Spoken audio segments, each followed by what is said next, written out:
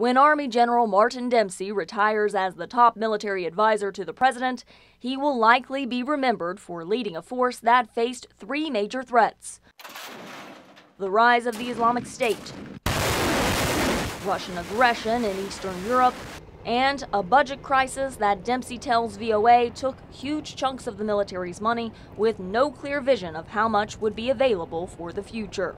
Uncertainty is actually almost as dangerous to national security as the size of the budget itself.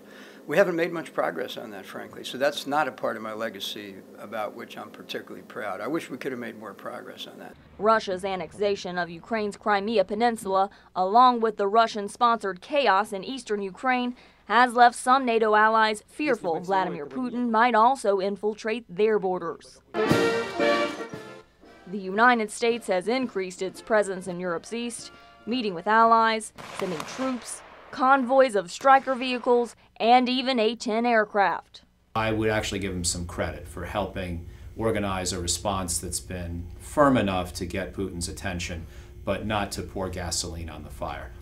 But the war against the Islamic State in the Middle East has drawn severe criticism from analyst Michael O'Hanlon and many others, including former CIA Director David Petraeus, who commanded U.S. and allied forces in Iraq from 2007 to 2010. Some elements of the right strategy are in place, but several are under-resourced while others are missing.